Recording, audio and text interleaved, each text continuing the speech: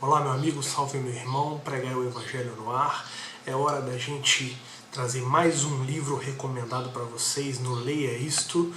E hoje, em especial, eu quero conclamar você que é confessional e você que não é.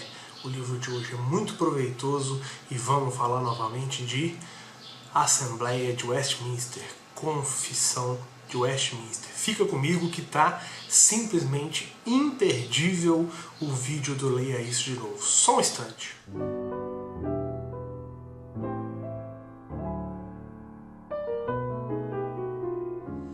Sim, tá imperdível de hoje porque o lançamento que eu vou trazer para vocês da editora Cultura Cristã, Cultura Cristã, sempre é difícil da gente falar um livro que não seja para um presbiteriano, é a editora do coração, vamos dizer assim, não que as outras não sejam também apreciadas, mas é a casa publicadora presbiteriana, então é sempre, para a gente é sempre um orgulho, uma satisfação trazer esses livros, porque realmente são específicos para esse público, mas não exclusivos, né? Vamos dizer assim. Sem demoras, como eu costumo dizer, vamos apresentar o livro para vocês. O livro é esse, o Guia de Estudos da Confissão de Westminster. Guia de Estudos da Confissão de Westminster, do Chad Van Dixhoorn. O que eu vou falar desse livro para vocês? Primeiro, por que eu acho que você devia ler? Vamos falar um pouquinho da Confissão de Westminster, né? Ela é uma confissão de fé reformada, de orientação calvinista, e ela é adotada pela Igreja Presbiteriana do Brasil e muitas igrejas presbiterianas no mundo, notoriamente aquelas com origem surgida na Escócia, né? As presbiterianas escocesas com essa origem, vamos dizer assim, adotam, enquanto algumas outras de outra origem, elas vão adotar a holandesa, por exemplo, de origem holandesa, as igrejas reformadas holandesas, de origem holandesa, perdão, elas vão adotar a confissão belga e o Dort, Cânon de Dort, entre outros, né? Então, o que eu queria dizer para vocês pra gente começar sobre, deixa eu abrir meu esboço aqui que eu fiz, pra gente não se perder. A Confissão de Fé de Westminster, o que podemos ver? Ela é notoriamente conhecida, ela é importante, ela é uma confissão abundante em teologia, tem uma riqueza de reflexão bíblica e doutrinária impressionante, uma confissão que se preocupou não em apenas abordar um credo de forma simples, mas ela se preocupou em esmiuçar detalhes doutrinários, teológicos difíceis. Ela não se furtou. Os puritanos que fizeram essa confissão, vamos dizer assim, eles não se furtaram a abordar assuntos complexos, difíceis nessa confissão. Ela não é uma confissão, óbvio, como nenhuma é, e ela nem pretende ser, e ela se declara não sendo assim, uma confissão de fé isenta de falhas. Nenhuma confissão é. A gente acabou de assistir uma palestra na Conferência Fiel do Heber Campos, fenomenal, onde ele fala da Norma Normans e da Norma Normata,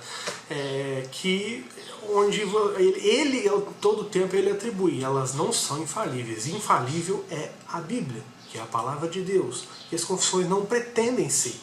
Acontece que as confissões são necessárias, sim, muito, elas ajudam, sim, e isso é o que o Westminster fez. A Confissão do Westminster, em meu ver, em meu humilde ver, mas amparado pela concordância de diversos especialistas, a gente consegue perceber que ela é possivelmente a melhor confissão que existe, a ao lado ali da confissão belga, para mim a Westminster fica um pouco assim, e eu tenho que puxar a sardinha para o meu lado reformado, para o meu lado presbiteriano, mas elas não têm muitas diferenças teológicas. Mas a Westminster, é impressionante ver como o vigor que ela chega ao século XXI. E isso só demonstra que a idade dela só tem feito bem. Ela está incólume em ação do tempo, né? E ela é atual, apesar de ter sofrido revisões, 4 notórias revisões feitas nos Estados Unidos, a gente vai falar disso, mas é uma confissão que chega ao século XXI com vigor, um vigor teológico, um vigor bíblico. O que falar do Van Dixon, para a gente não se alongar demais? O Van Dixon, ele é organizador, só para você entender, das atas da Assembleia de Westminster, que foi de onde resultou, né? Essa Assembleia foi nos anos de 1643 a 1649 e foi o ponto culminante que resultou na Confissão de Westminster, né? O Dr. Chad Van Dixon, ele é PhD na Universidade de Cambridge, ele é professor de Teologia Histórica e professor associado de História da Igreja no Reformed Theological Seminary. E ele é, sem dúvida, hoje em dia, quando a gente diz o próprio prólogo do livro, ele vai falar, vamos mostrar aqui de novo, o próprio prólogo do livro, ele vai dizer pra gente que, ele vai mostrar pra gente, é do Carl Trueman, o prólogo. O Carl Trueman, ele fala que hoje em dia, se falar em autoridade mundial, qualquer estrela do cinema que opina sobre alguma coisa acaba sendo autoridade mundial. É um termo que caiu meio de, vamos dizer, em descrédito, né? Só que, nesse caso não. O Van Dixon, hoje em dia, ele é a autoridade mundial sobre a Assembleia de Westminster, sobre a Confissão de Westminster. Então, não tem ninguém que você possa apontar no mundo hoje que possa ser mais recomendado para apresentar um guia de estudo sobre esse livro. Então, sem a menor dúvida, ele é o autor para fazer isso, né? E é um comentário onde o próprio Van Dixon expõe que a doxologia, né, aquela explosão de louvor a Deus, ele não podia deixar de ser, vindo de um crente confessional, de um cristão confessional, com um trabalho sobre o Westminster, há uma grande explosão de louvor à doxologia no comentário e à exortação no comentário. Ele não é abordado só de uma forma técnica, ele não é abordado só de uma forma analítica, expositiva, não. Ele tem doxologia e ele tem exortação. O Van Dixon, ele vai trazer uma aplicação, é interessante você observar que ao longo do livro ele vai trazer a aplicação da confissão de fé para a vida diária. Ele vai trazer a aplicação dela para a vida diária, para a vida na igreja, para a vida em comunidade, para a vida cristã em si, né? E como ele mesmo diz, interessante, eu até separei aqui no esboço o que ele diz, vamos ler para a gente não se perder. Se é para darmos um fiel testemunho de Cristo em nossa geração, a igreja precisa experimentar o máximo de recursos teológicos, e não o mínimo. E é onde ele fundamenta a necessidade, a razão de ser dele ter feito esse livro. É abordar com o máximo de recursos teológicos e não o mínimo. E só que um ponto da gente observar é que às vezes o autor do comentário ele vai argumentar contra alguns pontos da confissão que ele não concorda. Ele vai expor a perspectiva histórica desses pontos, só que ele vai argumentar contra eles de acordo com o pensamento teológico atual. Afinal, são aí quase 400... mais de 300 anos, né, aqui pelo que a gente vê, que surgiu essa confissão. Então, há de alguma coisa ter mudado, né? Alguma coisa mudou no pensamento teológico, na concepção teológica, e o Shedd, onde ele discorda, ele argumenta. Não, o objetivo dele não é discordar, mas onde ele vê que o ponto tem uma falha, que ele considera uma falha da confissão de algum aspecto, ele comenta e argumenta contra, né? E esse comentário, uma coisa que eu achei uma grande joia dele, é que ele vai discutir aquelas emendas que a gente falou, as emendas da Constituição da Constituição, as emendas da confissão que foram feitas nos Estados Unidos. Antes de eu entrar sobre esse assunto das emendas, eu vou trazer para vocês o seguinte: olha só como ele faz. Vamos mostrar aqui uma parte do livro para a gente poder... É um livro, antes de que alguém me cobre isso depois se eu esquecer, o livro é brochura, né? Você pode ver. É a única coisa que eu tenho para reclamar da editora Cultura Cristã, era pegar umas joias dessas aqui e colocar a capa dura. Ela não é muito adepta. Até aquela série de comentários que você pode ver aqui, ó, do Novo Testamento e a do Antigo, aqui, ó, no meu dedo, você vê que era um livro que merecia uma capa dura, ainda que custasse um pouco mais, né? Mas é um material digno. Bom, isso é um assunto para outra hora. Vamos trazer aqui. Eles põem o livro tem 33 capítulos, né? Ele exalta essa divisão dos capítulos e do material que é feito, da abordagem teológica que é feita na confissão. É uma coisa que o Van Dixhoorn ele vai exaltar muito, ele elogia muito isso, e ele segue essa divisão, né? Você pode ver aqui, vou mostrar para vocês. Eu gosto de trazer os reviews aqui do Leia Isto, mostrando o sumário, que ele já te ajuda a ver. Deixa eu ver se eu consigo mostrar. Você pode dar seu pause aí, ó, para ver, tá vendo? O sumário. Vamos lá na página de trás do sumário, ó. Você pode trazer aqui, deu, né? O livro, então, ele vai ter 478 páginas, é um calhamaçozinho respeitável, né? Então a gente vai observar aqui o que ele normalmente traz quando abre um capítulo. Vamos chegar aqui rápido para a gente não demorar. Onde ele aborda o texto, aqui a gente vai ver que ele traz, olha só, achei. Você vai ver que ele traz o texto histórico em inglês, o texto clássico em inglês. Ao lado, ele traz a versão moderna, e o que ele chama de versão moderna traduzida para o português. O texto, ele continua mencionando como a escritura faz as provas da escritura, né? Que fundamentam, que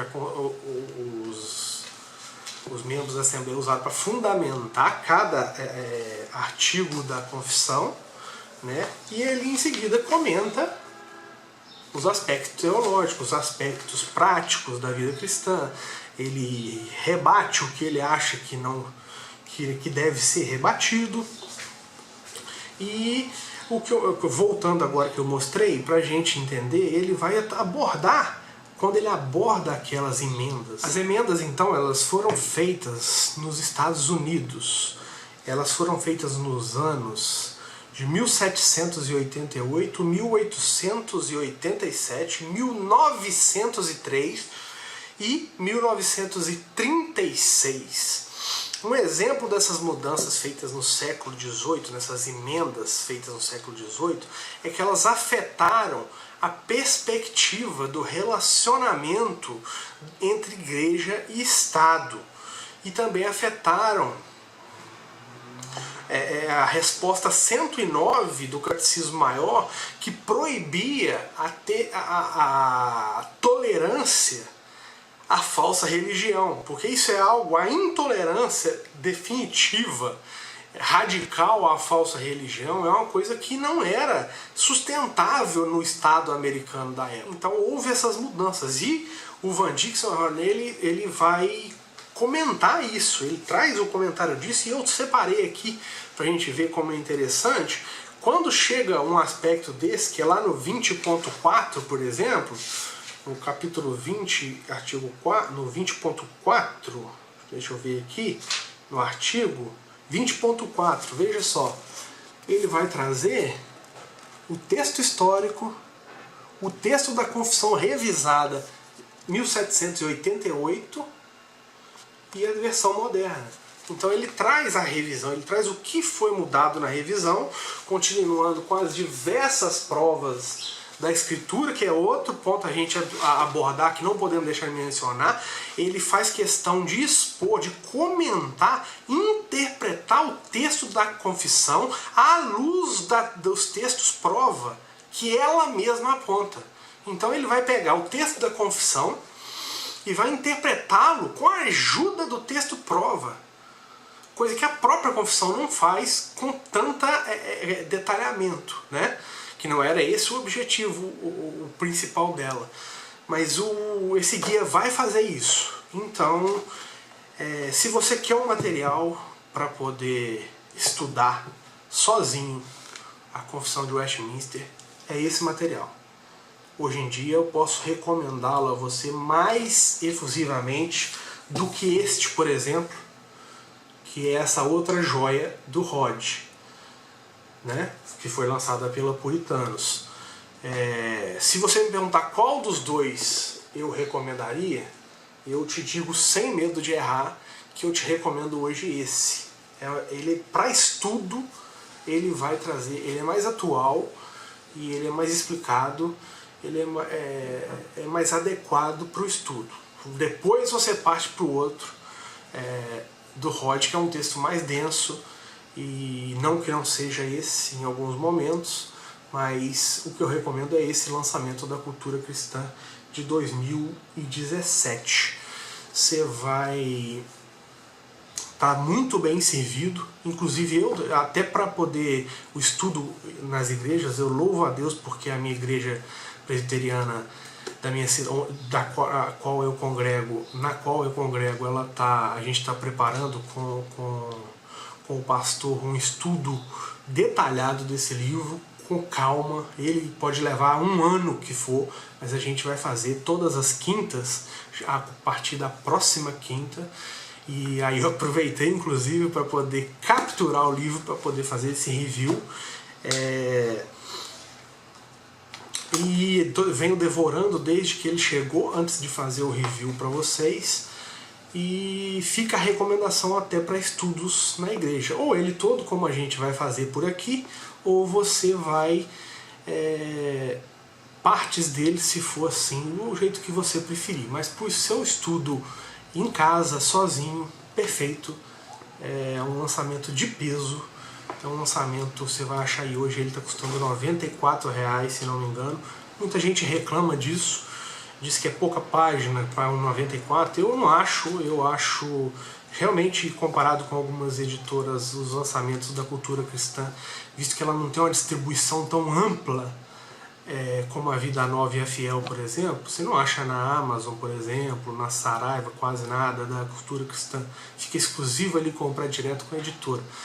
Eu acho que é um material exclusivo, um material onde é uma editora onde você quase compra de olho fechado. Se ela lançou, você pode comprar, que é bom. Eu acho que isso é quase 100%, então fica um material confiável, e esse é um material de peso. Vale a pena. Apesar do preço ser um pouco alto, de R$94, eu acho que está um preço justo. Se você for ver esse livro fora, não está fora o preço, então compra. Ser presbiteriano é obrigatório, tá? Obrigatório comprar, não deixa de comprar esse livro. E sem delongas, eu vou pedir para você compartilhar esse vídeo, curtir nosso canal aqui, marcar o sininho para você receber. Acompanha com a gente, estamos fazendo direto. Me perdoem a lacuna de uma semana, que hoje que eu estou conseguindo me colocar sentado direito esse tempo para gravar o vídeo por causa de um problema de coluna que veio me assolando, mas com a graça do Senhor já estou me colocando sentado e vai dar tudo certo. Me perdoem a demora em atualizar o canal, agora vamos firme na nossa sequência, tá ok? Então um grande abraço para vocês, fica a recomendação do Leia Isso de hoje, que Deus te abençoe.